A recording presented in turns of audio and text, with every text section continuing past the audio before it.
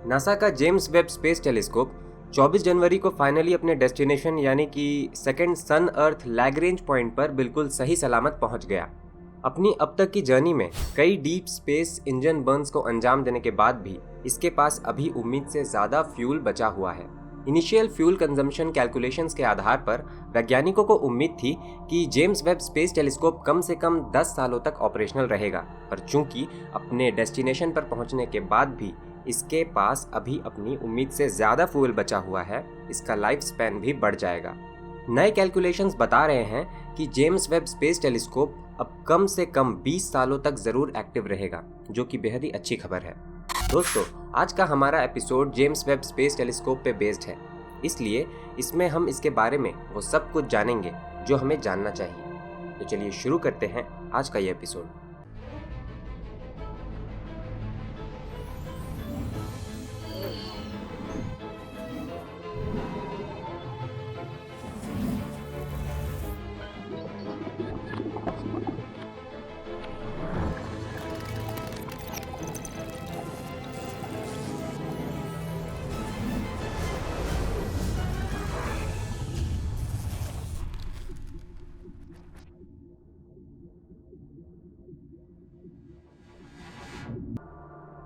James Webb space telescope, जिसे web और JWST के नाम से भी जाना जाता है, बेसिकली हबल स्पेस टेलीस्कोप का सक्सेसर है, जो हबल द्वारा किए गए डिस्कवरीज को न सिर्फ कॉम्प्लीमेंट करेगा बल्कि उनके बारे में और बेहतर जानकारी हमें देगा।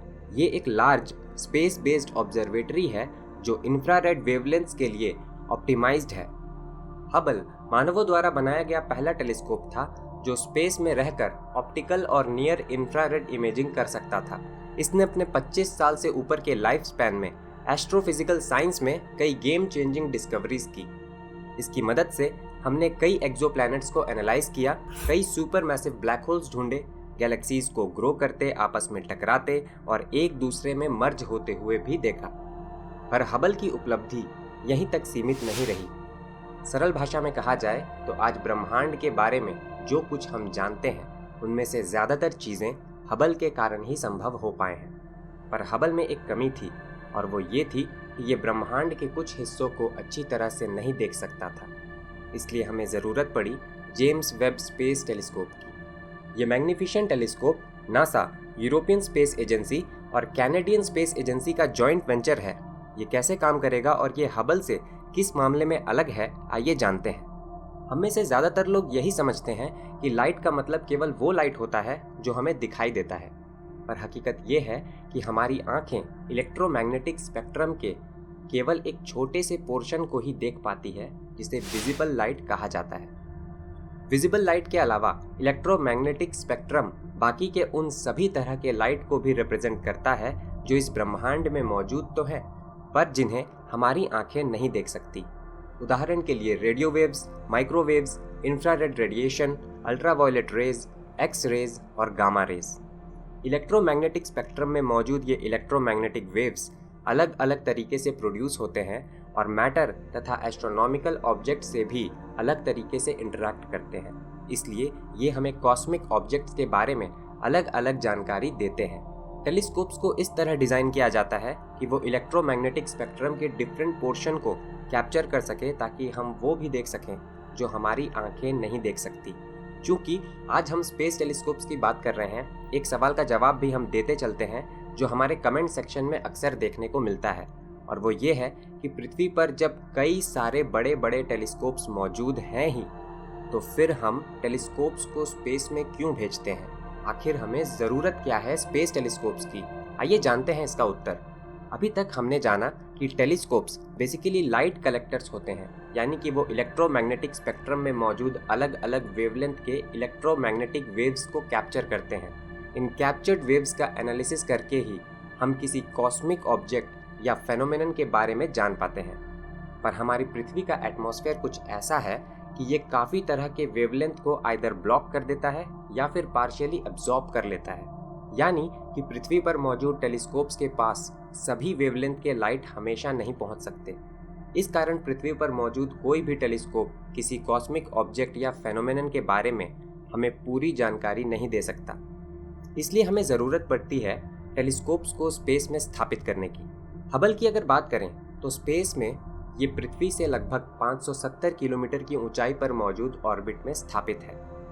पिछले 3 दशकों से इसने इस यूनिवर्स को अपने 4 मीटर के प्राइमरी मिरर और 5 साइंस इंस्ट्रूमेंट्स की मदद से ही ऑब्जर्व किया है। ये इंस्ट्रूमेंट्स मेनली अल्ट्रावायलेट और विजिबल लाइट के वेवलेंथ को ऑब्जर्व करने के लिए ही स्पेशलाइज्ड हैं, पर इनमें थोड़ी बहुत क्षमता इंफ्रारेड लाइट को ऑब्जर्व करने की भी है। किसी ऑब्जेक्ट के बारे में जानकारी इकट्ठा करने के लिए हबल बारी बारी से उसे अलग अलग वेवलेंथ बैंड्स में इंडिविजुअली ऑब्जर्व करता है। ऐसा करने से हमें उस ऑब्जेक्ट के बारे में अलग अलग जानकारी मिल जाती है। अब इन सभी वेवलेंथ्स को अलग अलग कलर्स में रिप्रोड्यूस किया जाता है और अंत में सबको कंबाइन करके एक कॉम्पोजिट इमेज तैयार किया जाता है, ताकि इन सभी वेवलेंथ्स के कॉन्ट्रीब्यूशंस को कंपेयर और एनालाइज किया जा सके। उदाहरण के तौर पर इस इमेज को देखिए। ये ईगल नेबुला की एक पॉपुलर तस्वीर है जिसे आप में से कई लोगों ने देखा होगा। ये विजिबल लाइट में ली गई है, इसलिए इतनी साफ सुथरी नज़र आ रही है। इसी ईगल नेबुला को जब इंफ्रारेड की नज़र से देखा जाए तो ये कुछ ऐसा नज़र आएगा। दरअसल विजिबल लाइट के वेवलेंथ शॉर्ट होते हैं, जिसके कारण वो ब्रह्मांड में मिलने वाले कॉस्मिक डस्ट के पार नहीं जा पाते, जिसका मतलब ये हुआ कि विजिबल लाइट हमें ये नहीं दिखा सकता कि कॉस्मिक डस्ट और गैसेस के आगे क्या मौजूद है। वहीं अगर इंफ्रारेड की बात करें तो इनके वेवलेंथ लॉन्गर होते हैं, जिसके कारण ये डस्ट के घने रीजन्स में भी पेनिट्रेट कर जाते हैं। इस कारण इनका इस्तेमाल करके हम कॉस्मिक डस्ट क्लाउड और गैसेस के पार भी आसानी से देख सकते हैं। जैसा कि आपने देखा, विजिबल लाइट से हमें अलग जानकारी मिल रही है, जबकि इंफ्रारेड से हमें एक दूसरी अलग जानकारी। तो कहने का मतलब ये है कि अलग अलग वेवलेंथ के लाइट को ऑब्जर्व करने से हमें किसी स्ट्रक्चर के कॉम्पोजिशन और बिहेवियर के बारे में अलग अलग जानकारी मिलती है। इसलिए इस ब्रह्मांड के बारे में जानने के लिए हम केवल विजिबल लाइट पर डिपेंड नहीं रह सकते। जैसा कि मैंने पहले ही बताया, हबल इस ब्रह्मांड को मेनली विजिबल और अल्ट्रावायलेट वेवलेंथ में ऑब्जर्व करता है। चूँकि ये इंफ्रारेड में काम करने के लिए स्पेशलाइज्ड नहीं है, हम इस ब्रह्मांड में बनने वाले सबसे पहले ऑब्जेक्ट्स को इससे नहीं देख सकते। दरअसल जो कॉस्मिक ऑब्जेक्ट्स हमसे जितने ज़्यादा दूर मौजूद होते हैं, वे उतने ही ज़्यादा रेड शिफ्टेड होते हैं। एज अ रिजल्ट उनसे आ रहा लाइट हम तक पहुंचते पहुंचते अल्ट्रावायलेट और विजिबल वेवलेंथ से पुश होकर नियर इंफ्रारेड वेवलेंथ में पहुंच जाता है। इस कारण डिस्टेंट ऑब्जेक्ट्स जैसे कि इस ब्रह्मांड में सबसे पहले बनने वाले गैलेक्सीज या स्टार्स को ऑब्जर्व करने के लिए हमें एक ऐसे टेलीस्कोप की ज़रूरत पड़ती है जो इस ब्रह्मांड को इंफ्रारेड में ऑब्जर्व करने के लिए स्पेशलाइज्ड हो। अगर जेम्स वेब स्पेस टेलीस्कोप की बात करें, ये इस ब्रह्मांड को इंफ्रारेड रेडिएशन में ऑब्जर्व करने के लिए ही स्पेशलाइज्ड है। ये बेहद ठंडे तापमान में रहकर कॉस्मिक ऑब्जेक्ट्स द्वारा एमिट किए जाने वाले डीप इंफ्रारेड रेडिएशंस को भी कैप्चर करेगा। ये 0.6 माइक्रोमीटर से लेकर 28 माइक्रोमीटर्स के वेवलेंथ रेंज में सेंसिटिव होगा। इस कारण ये ब्रह्मांड के शुरुआत क्षणों के बारे में हमें काफ़ी कुछ बता पाएगा। जेम्स वेब आकार में भी काफ़ी बड़ा है। हबल जहां 2.4 मीटर के मिरर का इस्तेमाल करता है, वहीं जेम्स वेब इससे काफ़ी बड़े यानी कि 6.5 मीटर के मिरर का इस्तेमाल करेगा। ज़्यादा बड़े मिरर का इस्तेमाल करने के कारण ये इस ब्रह्मांड में सबसे पहले बनने वाले ग्रहों और गैलेक्सीज से आ रहे फेंट लाइट को डिटेक्ट करने में हबल की तुलना में ज़्यादा सक्षम होगा। हबल और जेम्स वेब में एक बड़ा अंतर ये भी है कि हबल को इस तरह से डिज़ाइन किया गया था कि पृथ्वी से एस्ट्रोनॉट्स वहाँ पीरियडिकली जा सकें और उसकी सर्विसिंग कर सकें। यही कारण है कि अब तक कई स्पेस शटल मिशंस के जरिए कई बार इसमें नए इंस्ट्रूमेंट्स, न्यू सोलर एरेज, नए कंप्यूटर्स, नए मेमोरी स्टिक्स इत्यादि लगाकर अब तक कई बार इसे अपग्रेड किया जा चुका है। पर जेम्स वेब के साथ ऐसा नहीं होगा। कहने का मतलब ये है कि जेम्स वेब की न तो हम सर्विसिंग कर पाएंगे और ना ही इसे अपग्रेड कर पाएंगे। इसका कारण ये है कि हबल की तरह जेम्स वेब पृथ्वी का चक्कर नहीं लगाएगा, बल्कि ये पृथ्वी से 1.5 मिलियन किलोमीटर्स की दूरी पर रहकर सूर्य का चक्कर लगाएगा। इस ऑर्बिट की स्पेशलिटी क्या है, ये जानने से पहले आइए ये जान लेते हैं कि जेम्स वेब को पृथ्वी से इतनी दूर ऑपरेट करने की क्या ज़रूरत है। ये हबल की तरह पृथ्वी के पास रहते हुए काम क्यों नहीं कर सकता। जेम्स वेब और हबल दोनों एक दूसरे से बेहद अलग हैं। हबल में थोड़ी बहुत एबिलिटी इंफ्रारेड लाइट को कैप्चर करने में ज़रूर है, पर यह मेनली अल्ट्रावायलेट और विजिबल लाइट को ऑब्जर्व करने के लिए ही स्पेशलाइज्ड है।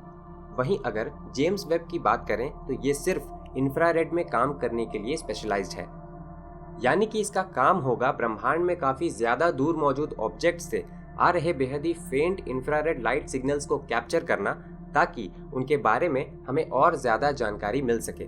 इस फेंट इंफ्रारेड लाइट को कैप्चर करने के लिए ये ज़रूरी है कि इस टेलीस्कोप के रास्ते में कोई हीट सोर्स मौजूद ना हो, वरना वो हीट सोर्स जेम्स वेब को ही ब्लाइंड कर देगा। ये ऐसा है जैसे कि रात में आप काफ़ी दूर मौजूद जलते दिए को देखने की कोशिश कर रहे हो और उसी समय आपके आंखों पर कोई तेज़ रोशनी वाला टॉर्च मार दे। जेम्स वेब किसी ब्राइट या हॉट सोर्स के कारण ब्लाइंड ना हो, ये इंश्योर करने के लिए हमें इसे इस तरह के हर सोर्स से शील्ड करना होता है।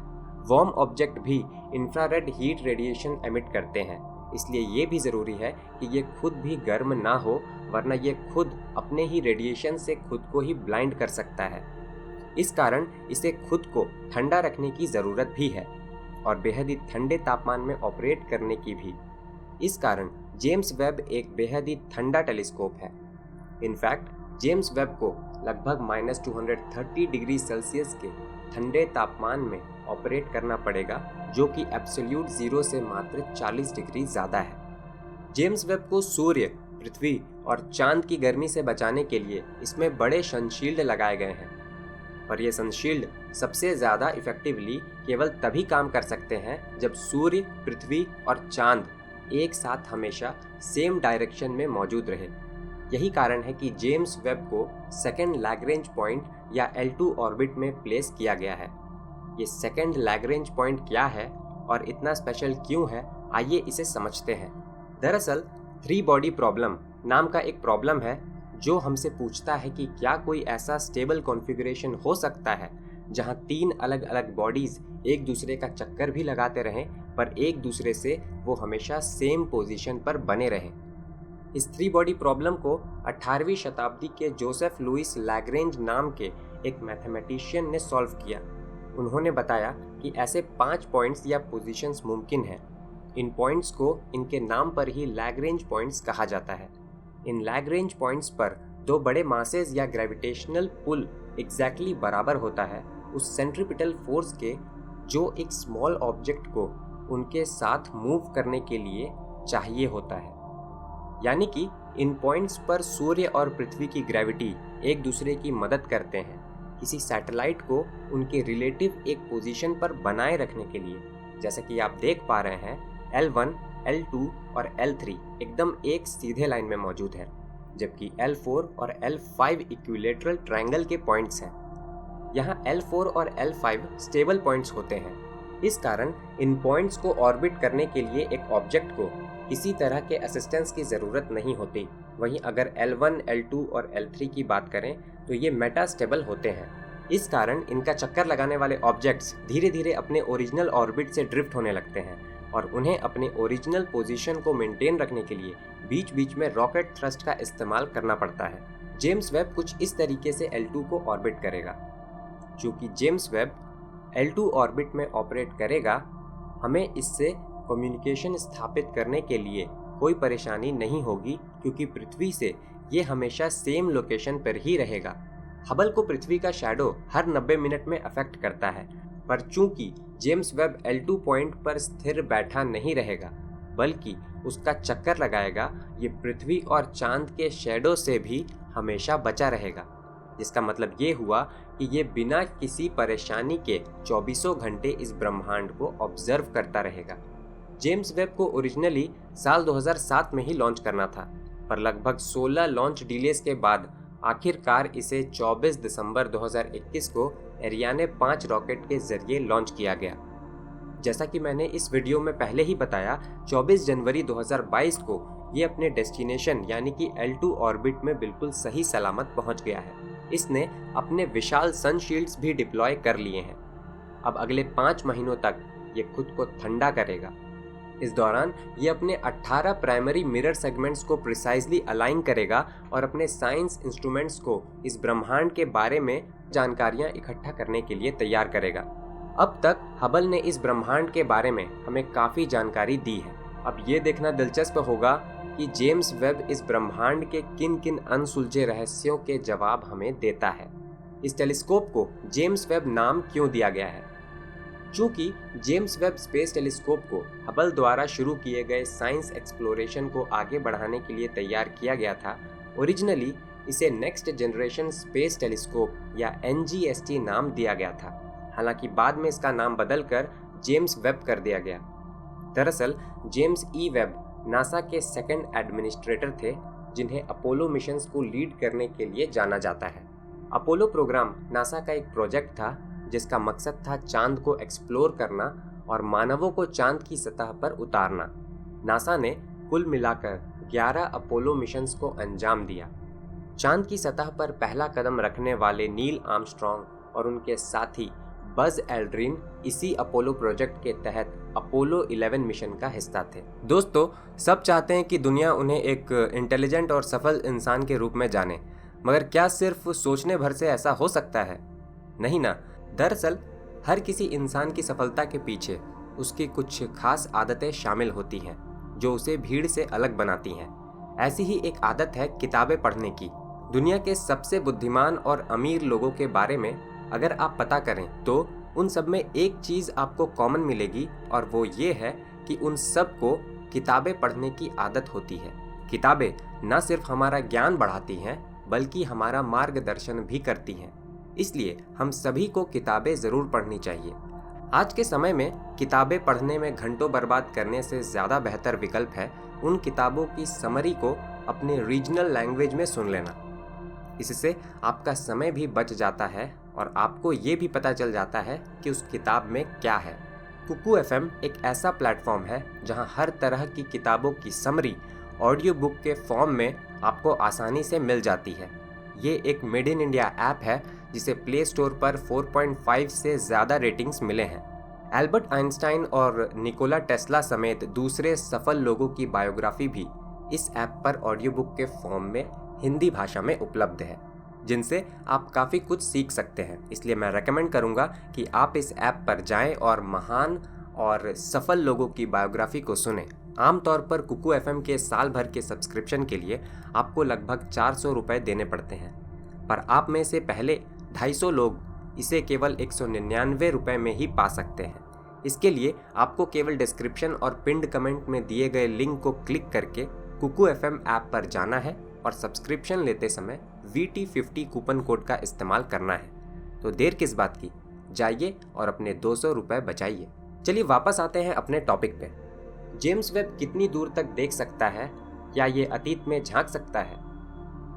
अपने इंफ्रारेड टेलीस्कोप का इस्तेमाल करके जेम्स वेब अपने से 13.6 बिलियन लाइट ईयर्स की दूरी पर मौजूद ऑब्जेक्ट्स को देख पाने में सक्षम है। चूंकि इस ब्रह्मांड में एक जगह से दूसरे जगह जाने में लाइट को समय लगता है, 13.6 बिलियन लाइट ईयर्स की दूरी पर मौजूद ऑब्जेक्ट्स को देखने का मतलब होगा उस ऑब्जेक्ट को 13.6 बिलियन साल पहले के समय में देखना, यानी कि बिग बैंग होने के मात्र 100 से 250 मिलियन साल के ब्रह्मांड को देखना। हमने ब्रह्मांड के इतने पुराने रूप को अभी तक नहीं देखा है। आप में से कई लोगों के मन में ये सवाल उठ रहा होगा कि हमसे काफ़ी दूर मौजूद ऑब्जेक्ट्स को देखने से हम समय में पीछे कैसे देख सकते हैं। दरअसल इस ब्रह्मांड में जो भी हमें दिखाई देता है वो लाइट के कारण ही दिखाई देता है। पृथ्वी पर 252 से 201 मिलियन साल पहले डायनासोर्स का राज था। मान लो हम पृथ्वी पर ना रहकर एक ऐसे ग्रह पर रहते हैं जो पृथ्वी से 252 मिलियन लाइट ईयर्स की दूरी पर मौजूद है। चूंकि ये ग्रह इतनी ज़्यादा दूर मौजूद है, लाइट को पृथ्वी से इस ग्रह तक पहुंचने में भी 252 मिलियन साल लगेंगे। यानी कि जो लाइट इस ग्रह पर अब पहुंचेगा वो 252 मिलियन साल पहले पृथ्वी से निकला होगा।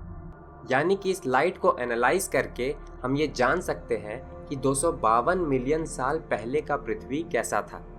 यानी कि इस लाइट की मदद से हम समय में 252 साल पीछे झांक सकते हैं। जेम्स वेब का मिशन क्या होगा? यूं तो जेम्स वेब को इस ब्रह्मांड के कई अनसुलझे रहस्यों को सुलझाने के मकसद से बनाया गया है, पर अगर इसके मिशन की बात करें तो ये कुछ इस प्रकार है। इस ब्रह्मांड से निकले पहले लाइट को एग्जामिन करके उन सेलेस्टियल ऑब्जेक्ट्स के बारे में पता लगाना जिनका निर्माण बिग बैंग होने के तुरंत बाद हुआ था। इस बात का पता लगाना कि गैलेक्सीज कैसे बनते हैं और समय के साथ वो किस तरीके से इवॉल्व होते हैं। हमसे काफ़ी दूर मौजूद एक्सोप्लैनेट्स के एटमॉस्फेयर को स्टडी करना, हमारे सोलर सिस्टम में मौजूद प्लैनेट्स के इमेजेस कैप्चर करना ताकि उनके बारे में भी हम और ज़्यादा जान सकें, और डार्क मैटर के एविडेंस को ढूंढना। इनिशियल फ्यूल कंजम्पशंस के कैलकुलेशंस के आधार पर वैज्ञानिकों को उम्मीद थी कि जेम्स वेब स्पेस टेलीस्कोप कम से कम 10 सालों तक ऑपरेशनल रहेगा, पर चूंकि अपने डेस्टिनेशन पर पहुंचने के बाद भी इसके पास अभी उनकी उम्मीद से ज़्यादा फ्यूल बचा हुआ है, अब ये केवल 10 साल नहीं बल्कि कम से कम 20 सालों तक ज़रूर ऑपरेशनल रहेगा। तो साइंस और स्पेस में इंटरेस्ट रखने वाले लोगों के लिए अगले 20 साल काफ़ी एक्साइटिंग होने वाले हैं। दोस्तों, इस एपिसोड में बस इतना ही। आशा करता हूँ कि ये एपिसोड आपको पसंद आया होगा। अगर ऐसा है तो इस वीडियो को लाइक करें। अगर आप हमारे चैनल पर नए हैं तो इसे सब्सक्राइब ज़रूर कर लें। हम उन सभी लोगों का तहे दिल से धन्यवाद करते हैं जिन्होंने अपने तरफ से हमें डोनेट किया। इस चैनल को और बेहतर बनाने में आप हमारी मदद कर सकते हैं स्क्रीन पर दिए गए डोनेशन लिंक के जरिए डोनेट करके। दोस्तों, आपसे रिक्वेस्ट है कि आप केवल तभी डोनेट करें जब आप डोनेट करने की क्षमता रखते हैं। तो दोस्तों, अगले हफ्ते आपसे फिर मुलाकात होगी विज्ञान के किसी दूसरे दिलचस्प टॉपिक के साथ। तब तक अपना ध्यान रखें और स्वस्थ रहें। धन्यवाद।